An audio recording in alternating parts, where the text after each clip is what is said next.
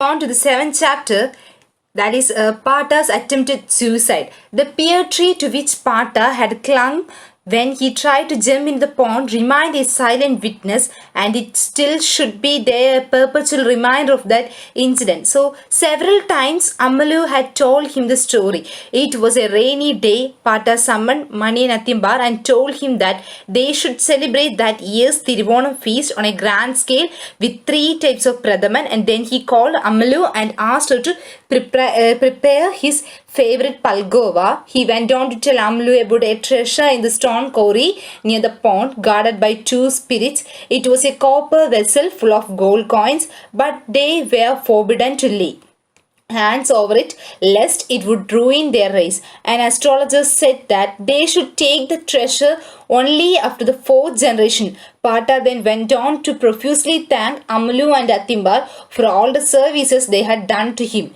and he regretted that he had not rewarded them enough, stating that he wanted to make amends for it. Pata opened a small brass casket full of old gold coins, and for a moment Amalu wondered whether Pata was going to hand over the entire box to her, and Pata took 1 gold sovereign and offered it to Amalu. However, when Amalu held out her hand, he put a coin back in the box. As Amalu got up to leave, Pata surprised her with the question whether they could have a Thiruvonam feast there occurred a death in the family.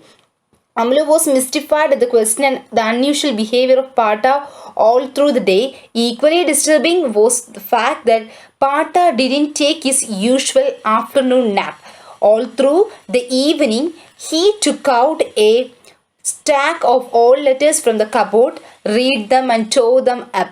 He asked Mani and Athimbar to burn those papers, and Amalu went to bed after Pata was fast asleep. She was woken up from her sleep by the sound of a door opening. As she looked out through the window, she saw Pata walking towards the pond holding a lantern in one hand and his stick in the other. As he reached the pond, he held on to the branch of the pear tree and leaned forward as though to jump in. Mani and Athimbar came rushing and held him by the waist, but Pata played down the whole episode. It was just he had a terrible dream. With a drawn knife, Mani and Amalu were heading towards him to snatch his brass casket. He got frightened and ran up to the pond. Pata dismissed the whole episode with a loud laughter. Amalu took it as a sign of Pata's lack of trust in them. She told her fears to Periyappa that they would be accused of murder if anything untoward happened to Pata. The next day, Periyappa came and took Pata to his home. And Tegu still remembered the day they received a telegram from Periyappa about Pata's death. Father passed away, start at once. The words were clearly imprinted in his mind. Father and Rekhu stared at once. There was an unusual silence when they reached Periyappa's house where Pata has been staying. Periyappa told father that it was not a natural death. Pata had jumped into the temple pond. Immediately after the death, the family property was partitioned. Periyappa had jumped into the temple pond, and Periyappa got Pata as after his death, the Periyappa got the town properties in the house and other properties in the village were given to Rekhu's father. The casket full of gold sovereigns remained a mystery. Periyappa and Amalu blamed each other for the missing treasure. After Pata's death, they were branded a tribe of Aurangzebs, implying that they had killed Pata to wrest his property. So, ഈ 7th chapter എന്ന് പറഞ്ഞാൽ exclusively ശരിക്കും ഒരു mystery പോലെയാണ്, because പാട്ടയുടെ മരണത്തിനെ പറ്റിയിട്ടാണ് അതിനകത്ത് പറയുന്നത്, and the division of the property.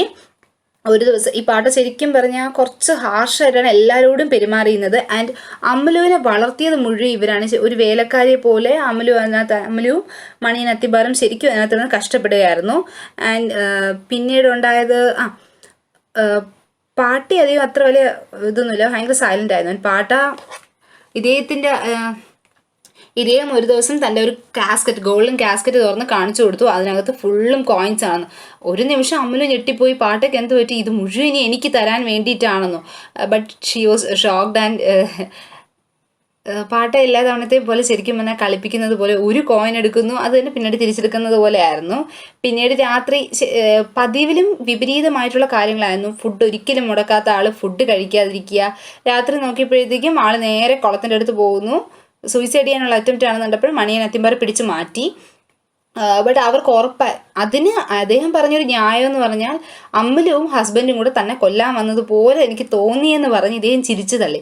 പക്ഷെ ഇദ്ദേഹം പുറത്തുള്ള ആൾക്കാരുടെ അടുത്ത് പറഞ്ഞു കഴിഞ്ഞാൽ ഉണ്ടാകുന്ന ഒരു കോൺസിക്വൻസസ് ആലോചിച്ച് അമ്മലും അടുത്ത ദിവസം തന്നെ പെരിയപ്പയുടെ കാര്യം പറഞ്ഞു. പെരിയപ്പ അടുത്ത ദിവസം വന്ന് പാട്ടയെ കൂട്ടിക്കൊണ്ടു പോകുന്നുണ്ട്. അധികം വൈകാതെ തന്നെ പാട്ട മരിച്ചു. തിരിച്ച് എല്ലാ സ്വത്തുക്കളും ഭാഗം വെച്ചപ്പോഴും ഈ കാസ്കറ്റിൻ്റെ കാര്യം മാത്രം ഒരിടത്തും മെൻഷൻ ചെയ്തിട്ടില്ല.